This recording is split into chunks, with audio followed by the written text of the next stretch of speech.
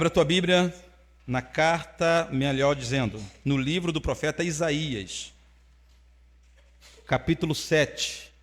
Hoje nós começamos uma série, estamos dando uma pausa na série de 1 Coríntios e vamos começar uma série do Advento. Poucas igrejas consideram o calendário litúrgico, digamos assim.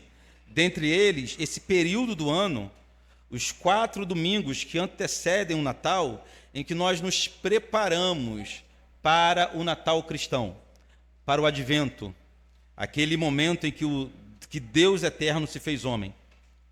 Eu sei que ainda há muita polêmica entre os cristãos sobre o Natal. Não deveria existir mais esse tipo de polêmica. Não deveria existir um pingo de dúvida sobre a validade de nós celebrarmos a encarnação do Verbo.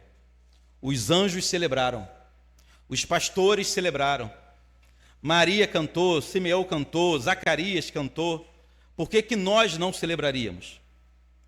É fato histórico de que o dia 25 de dezembro, originalmente, era um feriado pagão. Isso é verdade. Isso é verdade. Originalmente, o dia 25 de dezembro era um feriado a um deus pagão. Mas os cristãos, para não serem obrigados a festejar um deus pagão, começaram a celebrar o nascimento do seu Salvador no dia 25 de dezembro. Ou seja, redimimos uma data, redimimos um feriado, redimimos um festejo. Eu vou falar isso somente aqui, não vou voltar mais nesse assunto.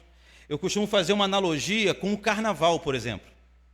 Imaginem vocês na possibilidade de que, com o passar dos anos, a sociedade vá perdendo o interesse pelo carnaval, ao ponto que a igreja vai se apossando mais dessa data para fazer o que comumente se faz no carnaval, retiro espiritual, por exemplo. Imagina essa possibilidade.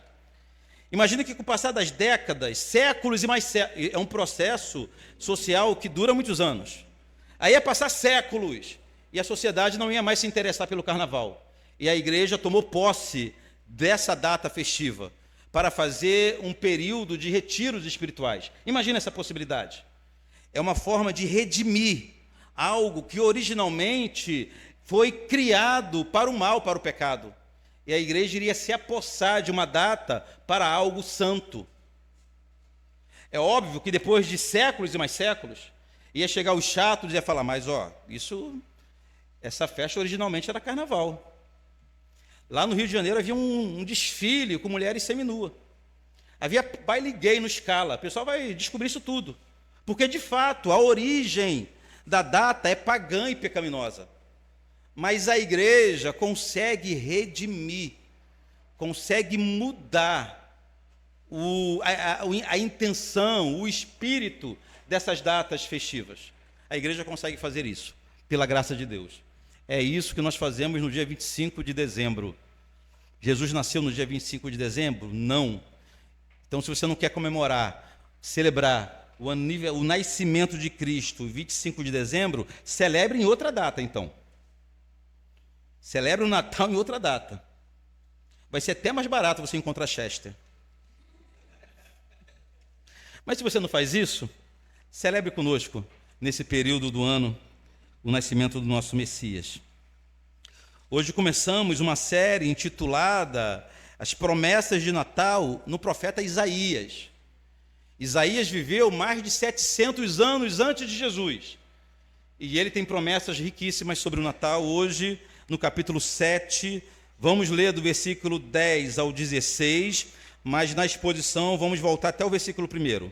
Mas vamos fazer uma leitura em Isaías 7, do 10 ao 16, que diz assim: E continuou o Senhor a falar com Acais, dizendo: Pede ao Senhor teu Deus um sinal, quer seja embaixo nas profundezas ou em cima nas alturas. Acais, porém, disse: Não pedirei, nem tentarei ao Senhor. Então disse o profeta: Ouvi agora, ó casa de Davi. Acaso não vos basta fatigardes os homens, mas ainda fatigas também ao meu Deus?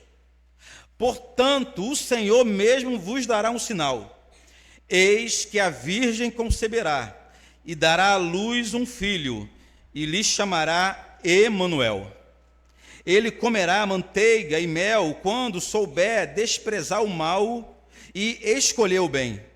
Na verdade, antes que esse menino saiba desprezar o mal e escolher o bem, será desamparada a terra ante cujos 2 reis tu tremes de medo. Somente até aqui. Vamos falar com Deus. Pai querido, muito obrigado pela leitura de tua santa palavra, mais uma vez aqui nessa manhã. Nós clamamos agora pela atuação do Espírito Santo nesse momento, na minha vida e na vida dos meus irmãos. Se o Espírito Santo não agir com poder nessa hora, eu falarei em vão, e meus irmãos ouvirão em vão, Pai, que não seja assim. Mas que haja iluminação do teu Espírito na vida de todos nós, para que nós consigamos entender a tua palavra, a tua vontade revelada nas Sagradas Escrituras. Que mais uma vez, Pai, como sempre acontece, sempre que nos reunimos aqui em teu nome, que mais uma vez o teu nome seja exaltado nesse lugar, através da tua palavra, e a tua igreja seja edificada através da tua palavra. Em nome do Senhor Jesus. Amém e amém.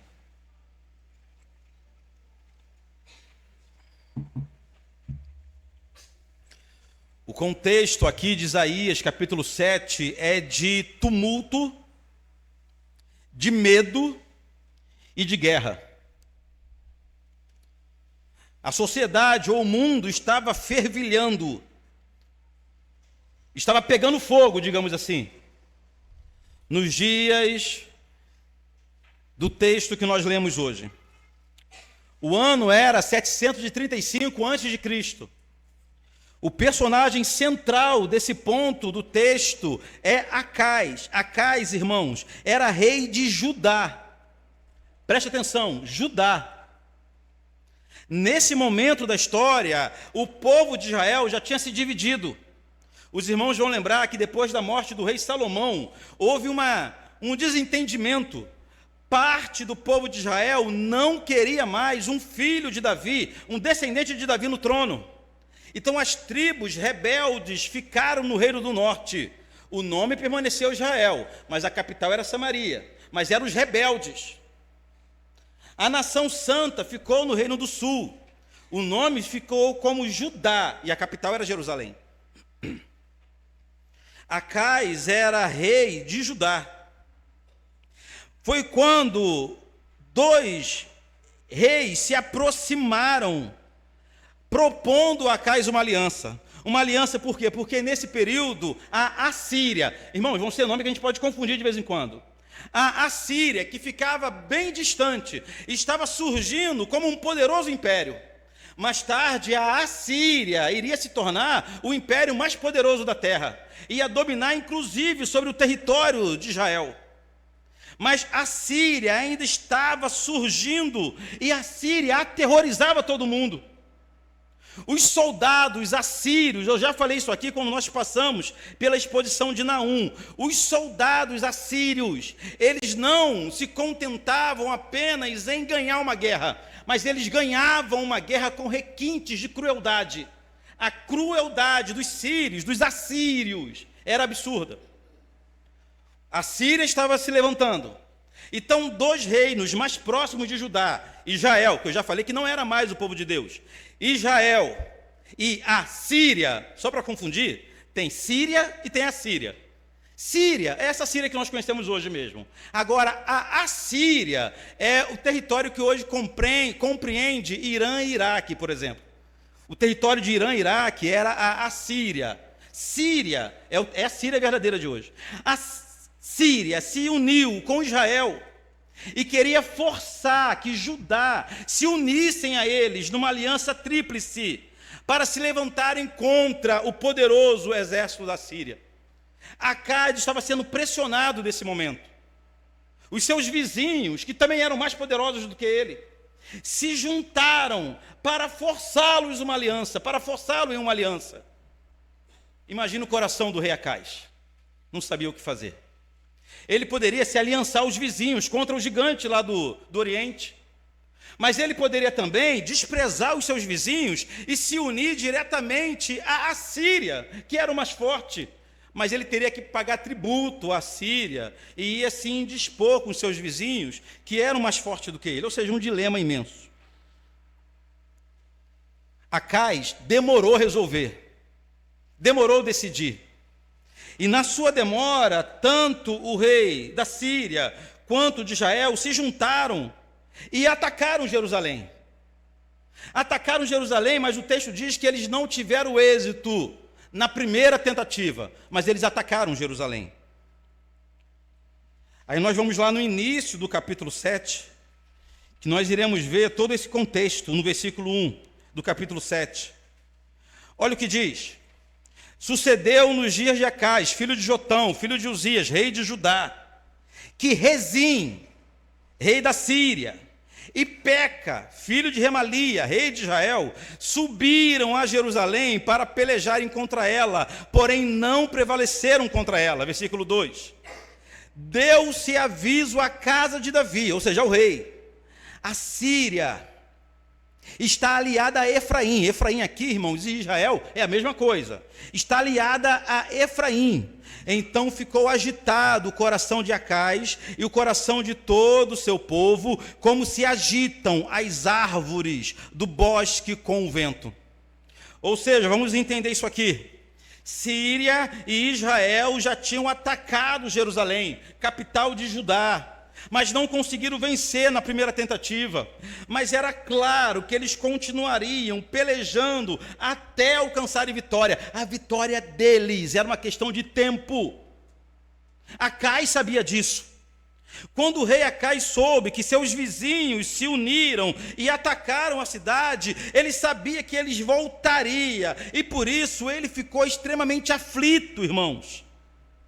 A aflição de Acais e de todo o povo pode ser visto aqui no final do versículo 2, quando diz assim: então ficou agitado o coração de Acais e o coração do seu povo, como se agitam as árvores do bosque no vento. Ou seja, não apenas o rei, mas todo o povo de Judá entrou em pânico. Em pânico. Uma outra versão da Bíblia, a NVT, esse trecho está assim: o coração do rei e de seu povo estremeceu de medo, como as árvores se agitam numa tempestade. É essa a analogia. A ideia aqui é de um medo tão intenso, um medo tão profundo, um medo tão perceptível, que gera sinais físicos. Você já ficou assim? Tremer de medo, sinais físicos incontroláveis.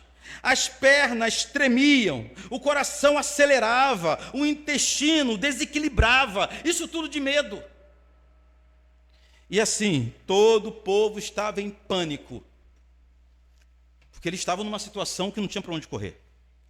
Ou caíam nas mãos dos vizinhos próximos que já os atacavam, ou caíam nas mãos do gigante distante, que também era terrível. Numa situação como essa, o que o rei deveria fazer? Fala para mim. O que o rei deveria fazer? O rei deveria automaticamente, de imediato, de bate-pronto, o primeiro ato do rei deveria buscar o Senhor, não é verdade? É o rei da nação santa, é o rei do povo da aliança. A primeira coisa que Acais deveria fazer seria correr para a presença de Deus. O templo de Jerusalém estava ali. Ele poderia entrar na casa de Deus, ele poderia chamar o sacerdote, os profetas, para juntos clamarem ao Senhor. Ou não, ele poderia entrar no seu quarto, no seu aposento, e ajoelhar, dobrar os joelhos. Ele poderia começar um jejum, mas era isso que se esperava do rei de Judá, que confiasse no Senhor, ao ponto do Senhor ser a sua primeira possibilidade de socorro. Mas não foi isso que ele fez. No meio dessa confusão, o Senhor levantou o profeta Isaías. E quando o Senhor mandou que Isaías fosse até Acais, irmãos, onde estava Acais? No templo? Orando? Jejuando? Nada disso. Ao versículo 3. Disse o Senhor a Isaías: agora sai tu com teu filho, que se chama Um resto volverá, ó, que nome maravilhoso. Um resto volverá já é a tradução aqui no português. E alguma Bíblia pode estar Sear Jazub. Mais bonito ainda, né? É melhor um resto volverá ou Gear Jazub. Gear é melhor do que um resto. Você vai chamar, um resto volverá, vem aqui. Fica difícil, né? Gear Jazub já é chique. Então as meninas aí, os casais, pretendem ter mais filhos? Um excelente nome. Zear Jazub. Seguindo ainda no versículo 3. Disse o Senhor a Isaías: agora sai tu com teu filho que se chama um resto volverá, a um encontro de Acais que está na outra extremidade do aqueduto, do açude superior, junto ao caminho do campo do lavadeiro. Irmãos, Acais, rei de Judá, não estava em casa orando, nem no templo junto com o sacerdote clamando ao Senhor, não. Ele estava no aqueduto do açude superior. O que significa isso? Significa que no momento em que ele se viu em aperto, no momento em que o rei de Judá se viu em agonia, no momento que os inimigos o cercaram, no momento em que ele viu que a sua situação era extremamente difícil, ao invés dele buscar o Senhor, ele foi verificar se ele tinha recursos para a guerra. Ele foi verificar se a água estava chegando em abundância ainda. Ele foi verificar o nível da água. Ele foi verificar o quanto de água ele ainda tinha e se tinha água suficiente para atravessar um período de tribulação. Um homem com a guerra batendo a sua porta. Ele se preocupou em primeiro lugar em verificar seus próprios recursos do que buscar o Senhor. Esse foi Acabe. Acais, melhor dizendo. Para Acais, irmãos, os seus recursos, preste atenção aqui, para Acais, os seus recursos eram mais importantes do que confiar em Deus. Para Acais, a sua força era mais importante do que confiar no Senhor. Para Acais, garantir água era mais importante do que garantir a presença de Deus. Ele nem lembrou de falar com o Senhor, ele nem lembrou de fazer uma oração, ele nem lembrou de chegar no santo lugar ou de procurar o santo Deus. Nem passou pela cabeça dele falar com Deus. Passou pela cabeça dele e garantir que ele tinha recursos suficientes, estocado e chegando em volume suficiente para passar pelos dias difíceis. Porém, irmãos, mesmo Acais tendo essa atitude, o Senhor não apenas mandou Isaías buscar o rei, mas Isaías levou da parte de Deus palavras para consolar o coração. O homem jamais busca o Senhor. É o Senhor quem busca os pecadores. Ó, versículo 4. E diz-lhe: acautela-te, aquieta-te, não temas, nem se desanime o teu coração por causa desses dois tocos de tições fumegantes. Olha só. A gente percebe aqui no versículo 4 como que Deus desdenha dos inimigos do seu povo. Deus desdenha daqueles dois reis. Para Judá, os inimigos eram tão terríveis, a situação era tão apavorante, que eles tremiam de medo.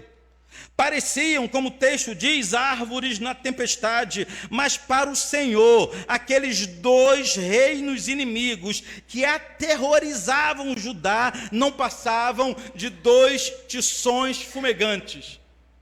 Chega a ser engraçado isso. Em outras versões da Bíblia, os dois reinos são chamados de duas brasas apagadas, ou dois restos de lenha. Olha que maravilha! Então, de fato, os dois inimigos eram terríveis aos olhos dos homens. Eles eram mais fortes do que Judá, eles eram mais numerosos do que Judá, provavelmente dois grandes exércitos que se juntaram com o poder de destruir Jerusalém, mas para Deus eles eram apenas cinzas, gravetos queimados, restos de carvão. Os inimigos do povo de Deus, para Deus, são nada, não são nada. seguindo em seu diálogo com o rei, o Senhor revelou os planos dos inimigos, no versículo 5 e 6. Porquanto a Síria resolveu fazer-te mal, bem como Efraim e o filho de Remalias, dizendo: subamos contra Judá, amedrontemo-lo e o conquistemo para nós, e façamos reinar no meio deles um filho de Tabeal.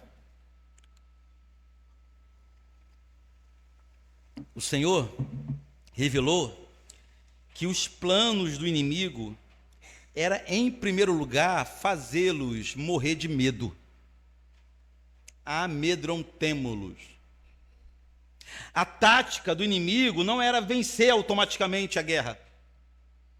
A tática do inimigo não era se infiltrar, não era ganhar como se ele fosse um diplomata, né, na diplomacia. Não era essa. O inimigo de vez em quando age assim. Mas o Senhor revelou que a tática do inimigo, o que o inimigo queria era, em primeiro lugar, ganhar o coração deles, enchendo-os de medo.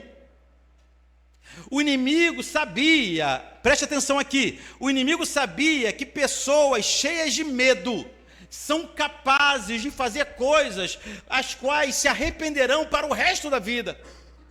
O inimigo sabia que o homem, a mulher, movida por medo, faz alianças indevidas, anda por lugares indevidos, se associa com quem não deveria, tudo movido por medo.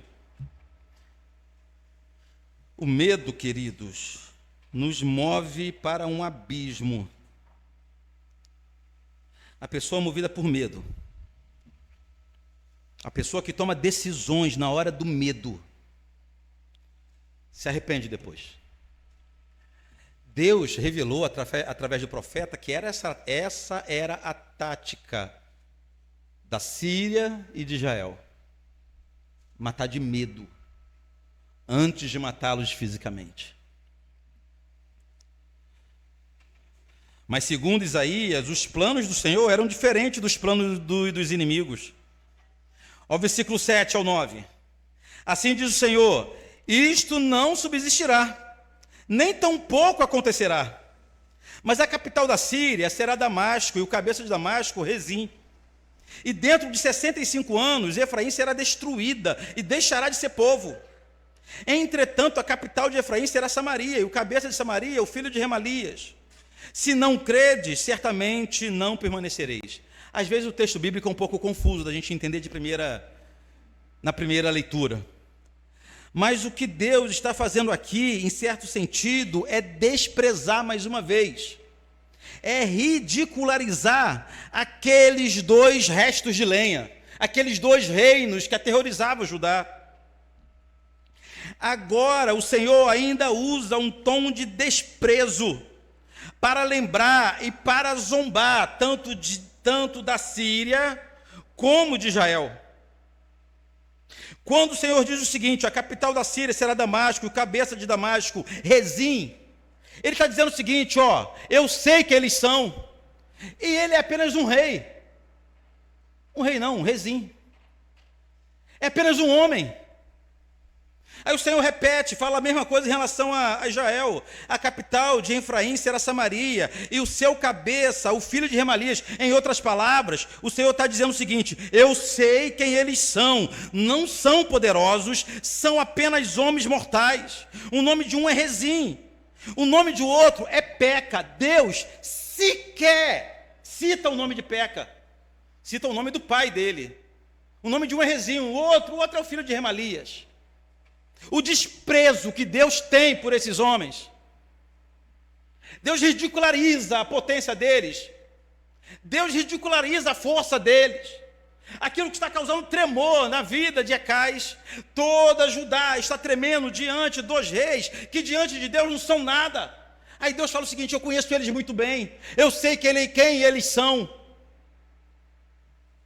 Eles são poderosos para vocês, para mim não, é o que o Senhor está dizendo. Mais uma vez, diante de Deus, eles não passam de nada. O que segue, irmãos, é um diálogo um pouco estranho entre Deus e Acais. Versículo 10. E continuou o Senhor a falar com Acais, dizendo: pede ao Senhor teu Deus um sinal, quer seja embaixo nas profundezas ou em cima nas alturas. Queridos, nesse ponto, provavelmente vendo a incredulidade de Acais, o profeta Isaías está falando em nome do Senhor. Ele está vendo que o rei Acais não está acreditando. Então Isaías fala o seguinte: então pede um sinal. Você não está acreditando nessas palavras? Pede um sinal, no céu ou na terra, onde for. Pode pedir um sinal a Deus. Foi um gesto de misericórdia. Você consegue pensar na possibilidade de alguém incrédulo diante da palavra de Deus, e ainda assim Deus, em divina misericórdia, lhe oferecer a oportunidade de colocá-lo à prova? É o que está acontecendo. Mas a resposta de Acais foi terrível, versículo 12.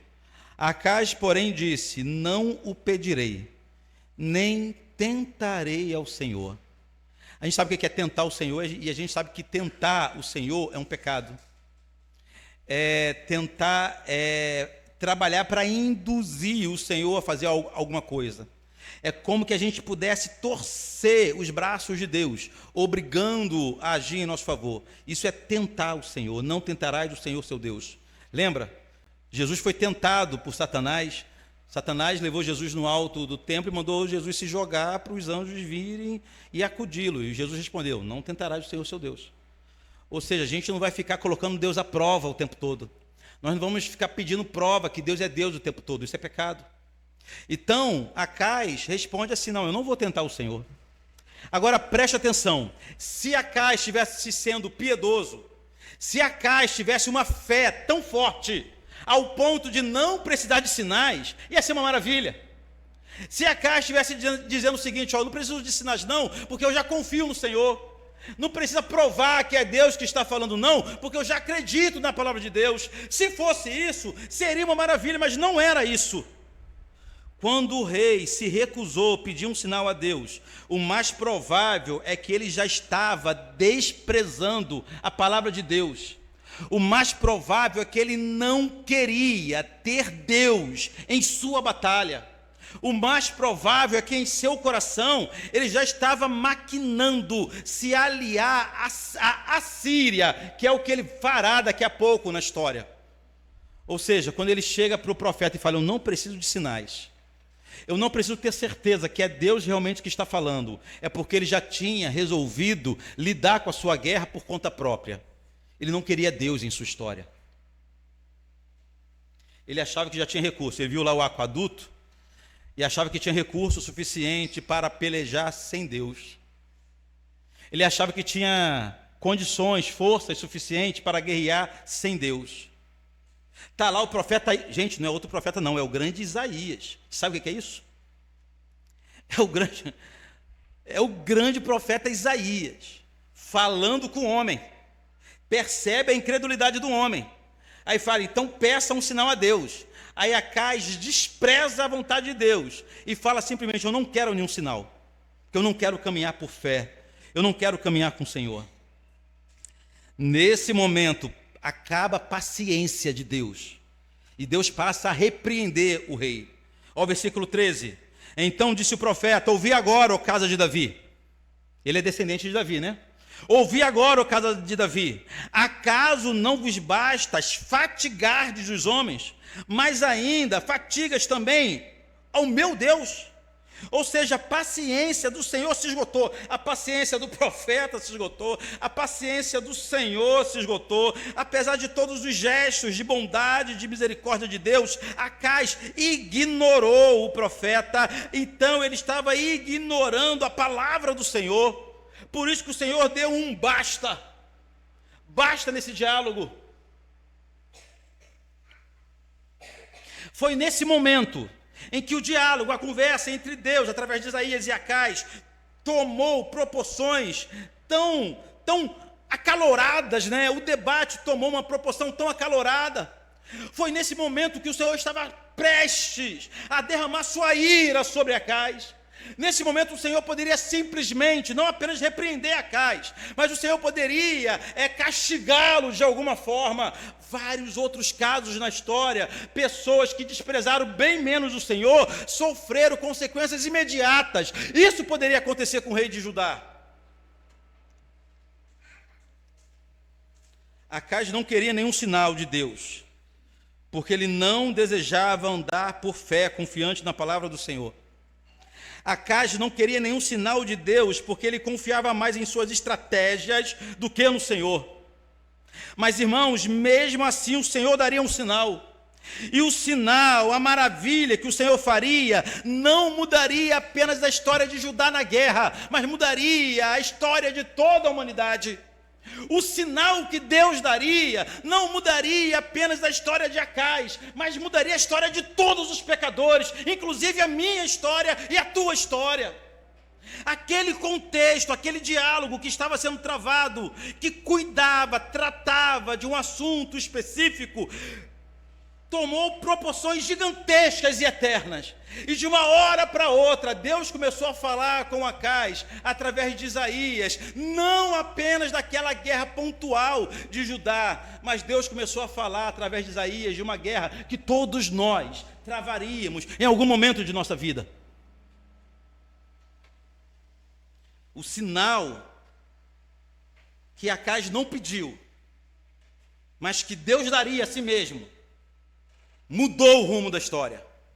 No versículo 14: portanto, o Senhor mesmo vos dará um sinal. Eis que a virgem conceberá e dará à luz a um filho, e lhe será chamado Emanuel. Esse é o sinal. Uma maravilha que hoje nós entendemos como grande maravilha, em meio a uma tragédia. Tragédia essa seguida de vários momentos de incredulidade. O Senhor prometeu que Ele mesmo operaria com grande feito na história. O Senhor prometeu que Ele mesmo colocaria um ponto final na guerra. O Senhor prometeu que Ele mesmo eliminaria os grandes inimigos. O Senhor prometeu que Ele mesmo eliminaria não apenas os inimigos, mas toda a tristeza, toda a dor, todo o medo seria eliminado, porque Deus iria agir na história. Deus iria trabalhar na história. Tudo isso porque Deus resolveu intervir na história. Deus faria uma intervenção na terra. Sabe o que é isso? E o sinal da intervenção divina seria a gravidez de uma virgem. Esse seria apenas o sinal. Mas a grande maravilha dessa história não é a gravidez da virgem. Por mais que isso seja assombroso aos nossos olhos, por mais que humanamente isso não faça sentido nenhum, a grande notícia dada por Deus aqui não é que uma virgem iria conceber. A grande notícia dada por Deus aqui é que o menino nascido de forma virginal se chamaria Emanuel, que significa Deus conosco. É essa a boa notícia.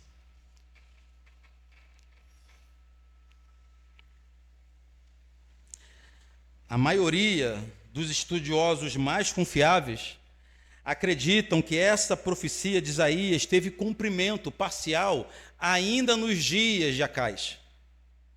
De fato, nasceu um menino nos dias de Acais, que se chamava Emanuel. Alguns imaginam até que esse menino fosse o próprio filho de Isaías, que narra a história de seu nascimento no capítulo 8, mas é apenas uma possibilidade. Eu também acredito que pode ter nascido um menino como sinal de que Deus estava trabalhando em favor do povo de Judá. Eu também acredito nessa possibilidade. Mas é óbvio, irmãos, que as palavras de Isaías apontavam para Jesus. As palavras de Isaías, e por várias vezes o texto bíblico faz isso, usa um contexto temporal, um contexto humano para revelar algo grandioso demais, algo futuro. Então Isaías estava falando ao mesmo tempo de um menino que nasceria nos dias de Acais, simbolizando a presença do Senhor na guerra, Mas também Isaías estava já apontando, Isaías não tinha noção disso. Isaías estava apontando, sem saber, para o Messias que viria, para 700 anos depois, quando Jesus viria a esse mundo. Uma profecia com cumprimento parcial, momentâneo, temporal, mas que apontava para um cumprimento grandioso no futuro. É isso que está acontecendo aqui. E quem disse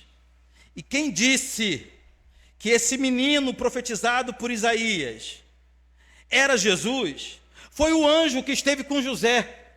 Quando José pensava em abandonar Maria, sem entender o que estava acontecendo.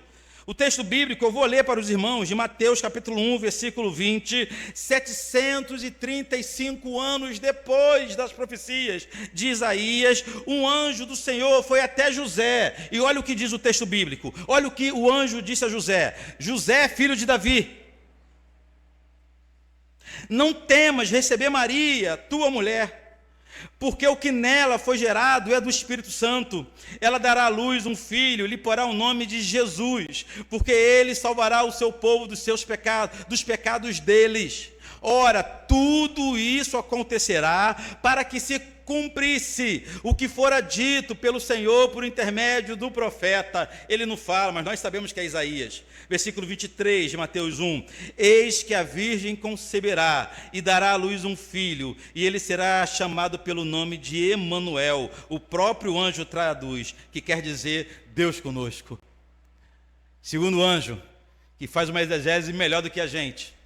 Segundo o anjo do Senhor, o menino descrito, profetizado por Isaías, poderia até de alguma forma ser um garoto local, mas apontava para Jesus, apontava para o Senhor Jesus. Quando o anjo encontrou José, a situação da humanidade era semelhante à condição de Judá nos dias de Acais. Era semelhante. Como Acais, todos nós também tínhamos dois grandes inimigos. Inimigos muito mais poderosos do que nós. A diferença é que nossos inimigos violentos não eram simples reis terrenos, não, irmãos. Nossos grandes e assustadores inimigos eram a morte e o pecado. Nós lutávamos contra a morte e contra o pecado. Nós éramos aterrorizados dia e noite contra a morte, ou pela morte e pelo pecado. A morte e o pecado eram dois inimigos invencíveis para nós. Por mais que tentássemos, por mais que lutássemos, não temos força contra a morte. Por mais que lutássemos, não tínhamos forças contra o pecado. Éramos escravos do pecado. O pecado fazia da gente o que ele quisesse. Efésios capítulo 2 traz uma ilustração viva de como era o nosso estado de morte. Movidos pela carne, fazendo a vontade da carne e dos pensamentos. Éramos por natureza filhos da ira. Não tínhamos contato com Deus, não tínhamos comunhão com Deus. Quem dominava o nosso coração eram os nossos desejos, todos eles pecaminosos. Nosso maior inimigo era o pecado, a consequência maior do pecado era a morte. Contra os dois não tínhamos poder algum. A mesma coisa acontecia com Acais, poderosos inimigos que ele não tinha como vencer. Em segundo lugar, o texto de hoje diz assim: então ficou agitado o coração de Acais e de todo o povo, e se agitavam como árvores no bosque no vento, ou seja, eles eram dominados também pelo medo. O medo que eles sentiam causavam sinais visíveis em seu corpo. Muitos ainda hoje vivem dominados por medo. Muitos ainda hoje, é possível que entre nós exista alguém assim, que a pessoa acorda com medo, vive o seu dia com medo, vai dormir com medo. As aflições no coração não lhes deixam em paz. Então suas decisões são baseadas no medo. Vivem com medo do futuro, vivem com medo da situação política, vivem com medo de enfermidade, vivem com medo de guerra, vivem com medo da morte. Pânico é a palavra que resume a sua vida. E como eu disse, pessoas com medo tornam-se presas fáceis. Uma das características da humanidade toda na Idade Média era o medo da morte, o pavor da morte. Os quadros pintados, as esculturas demonstram muito isso. Aquele apavoramento diante da morte. A igreja não tinha uma resposta para dar para a morte. Ninguém sabia o que vinha depois da morte. Havia suposições que não satisfazia ninguém. A oração que se fazia para a Ave Maria diz o seguinte, roga por nós, agora e na hora da nossa morte. Porque ninguém tinha noção do que era a morte.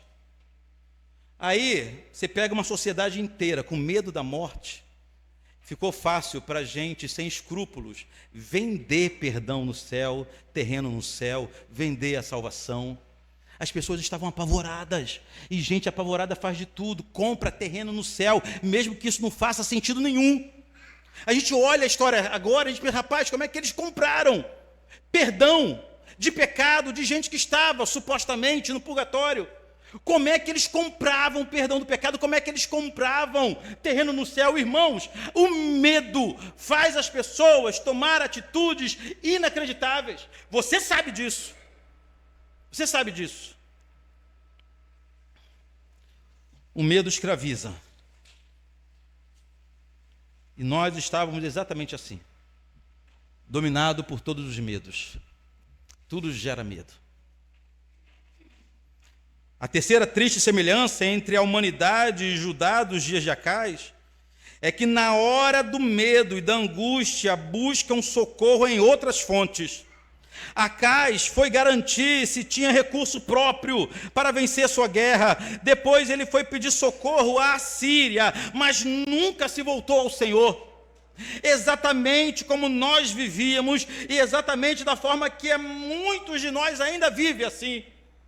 Está com medo, está com pavor, o medo lhe domina, a perna treme, é incontrolável, tudo lhe gera pânico, tudo lhe gera medo.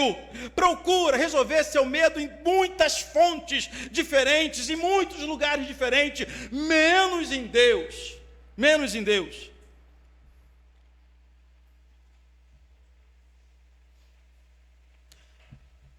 Há poucos anos passamos por uma pandemia e a gente viu o que nós somos capazes de fazer com medo. A gente viu isso. Quem não sentiu medo? O que somos capazes de fazer com medo? Eu já contei essa história para os irmãos na terceira, quarta semana de lockdown. Comecei a sentir uma sensação muito estranha. Eu não estava me reconhecendo. Um pavor no coração, um coração descompassado, medo mesmo, medo. Eu não estava me reconhecendo. Uma aflição, não conseguia dormir, não conseguia descansar. Aí eu liguei para o Bispo Weber. Bispo Weber, um homem sábio, cheio de experiência. O Bispo Weber está há meses no leito, em estado vegetativo, depois de um AVC. Liguei para o Bispo Weber, expliquei o que estava acontecendo. Aí, se fosse outro bispo, ele ia falar para mim assim: Ricardo, você tem que ter fé. Você tem que romper. Você tem que dar uma boa oferta primeiro e depois você vai, viver de fé em fé. O que te falta é fé, para vencer o medo. Outro bispo falaria assim comigo. Mas o Bispo Weber, ele falou para mim o seguinte: Ricardo, você precisa mudar a sua percepção da morte. O seu medo é da morte. Minha ou de alguém? Ele me ensinou que mudando a nossa percepção da morte, passando a entender que a morte é algo doloroso, triste, deixa saudade e tudo mais, mas para o cristão, a morte, sobretudo, é o caminho pelo qual nós chegamos ao nosso Deus. O máximo que a morte pode fazer com o cristão é aproximá-lo do Criador. Para o crente, a morte não é o fim. Há um hino antigo que eu cantava, que eu ouvia a igreja cantando quando eu era criança, que diz que não se pode matar um crente. Quem é salvo não morre não. Ele vai para a presença de Deus receber o seu galardão. Uma criança ouve um hino desse e acha que crente não morre, é imortal, porque nosso pavor era a morte. Mas ao crescer, a gente entender que, na verdade, o que o hino nos ensina é que o crente não morre. O crente vai ao encontro do Senhor. Muda a nossa expectativa. Continua sendo dolorido da mesma forma. Continua causando saudade da mesma forma. Mas não nos apavora, não é verdade? Não nos apavora. Nós estamos acostumados a ir em sepultamento, a gente vê a diferença que é um sepultamento de um cristão para outros sepultamentos. No sepultamento de um cristão há muitas lágrimas, a lágrima que não acaba mais, a tristeza profunda, mas ao mesmo tempo há uma paz, há uma compreensão de que Deus que rege a história, rege a nossa vida também, e que no meio de tanta tristeza, uma coisa que não há é desespero. Agora vai no sepultamento de um não cristão, é desesperador, e eu entendo eles, não tem esperança, não tem aquela expectativa de rever um ente querido, não tem a certeza que nós temos de que servimos um Cristo que venceu a morte e que um dia todos nós estaremos juntos com os que passaram. Irmãos,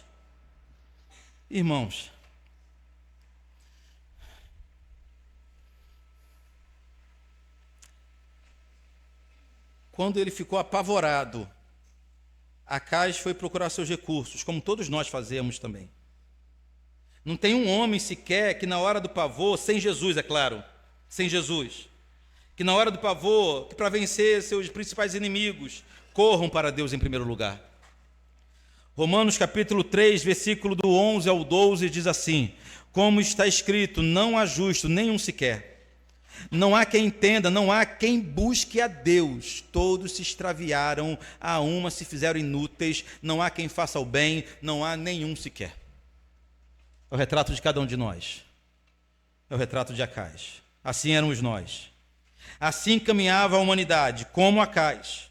Uma vida atribulada, escravos da carne e dos pecados, apavorado com medo das angústias e das tragédias dessa vida, movido ora para o ressentimento, ora para o soberba, e o pior, deixando o Senhor de lado e procurando refúgio em outras fontes. Resumindo, caminhávamos com nossas multidões de pecados a passos largos para o inferno. Mas um dia o Senhor olhou para nós, e mesmo considerando todos os nossos pecados, Ele decidiu habitar entre nós. Um dia, mesmo considerando que Deus não negligenciou quem nós éramos, Deus considerou todos os nossos pecados, mas ainda assim, Ele resolveu tomar a forma de uma criança, pisar no chão sujo dessa humanidade, por amor a mim e a você. Deus, Ele poderia ter nos salvado de outras formas, mas Ele escolheu nos salvar andando no nosso meio, participando de nossas guerras, lutando junto conosco. Em Lucas capítulo 1, agora eu quero que você abra comigo, no Evangelho de Lucas, no capítulo 1, a partir do versículo 68, encontramos o famoso cântico de Zacarias. Zacarias, pai de João Batista.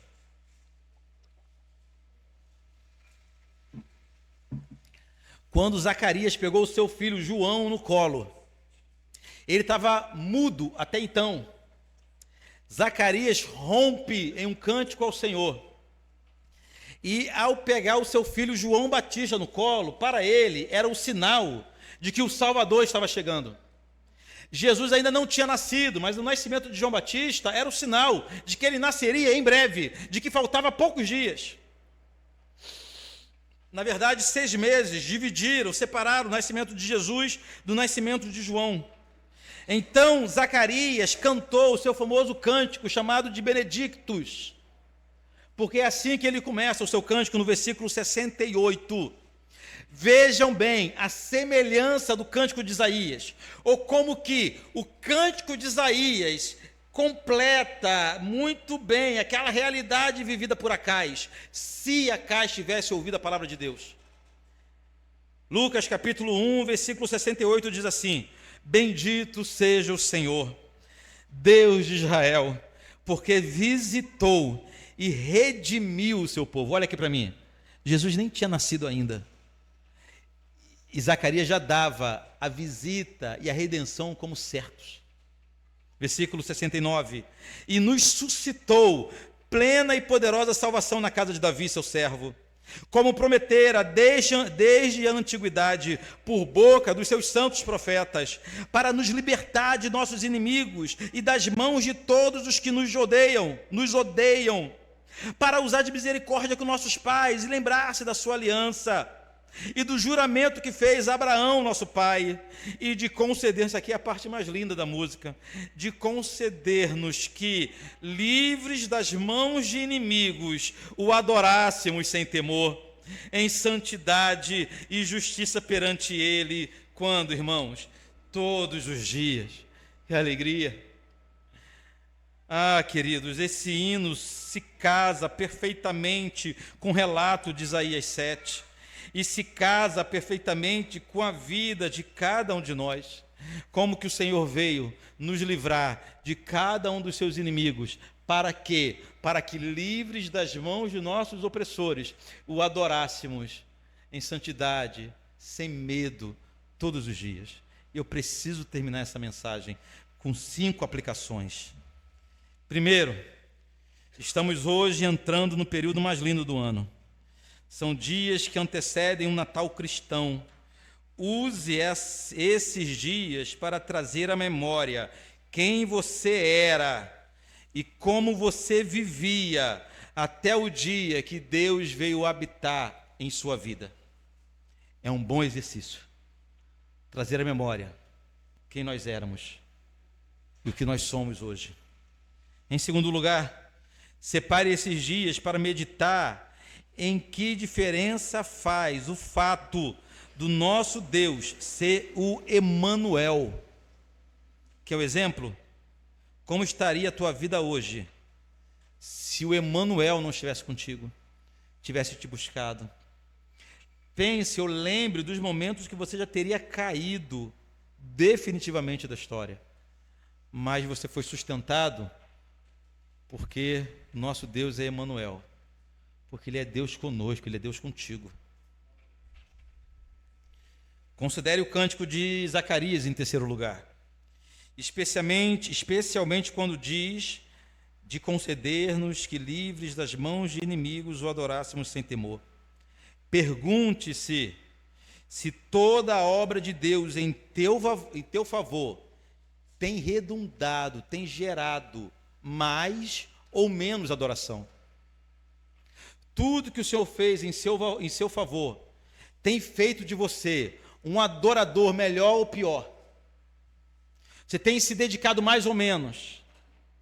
O que você se dedica ao Senhor, a forma como você se dedica ao Senhor, é compatível com a grande obra de Deus em sua vida? É uma boa pergunta. Em quarto lugar, cante nesses dias. Rapaz, que tem dia bom, é época boa do ano para a gente cantar, é essa época. Cante canções que falem do nascimento de Jesus. A maior notícia da história é que em uma bela noite de Belém da Judéia, Deus veio habitar entre nós. Rapaz, se você não tem motivo para cantar, eis um bom motivo. Se você acha que não tem motivo para cantar, eu te dou um bom motivo hoje. Deus habitou entre nós e ainda habita em você. E por fim, ore a Deus, pedindo que Ele use essa época do ano para aquecer o teu coração, para iluminar sua mente, que você chegue no final do ano sendo mais sensível, mais apto às coisas de Deus. Amém?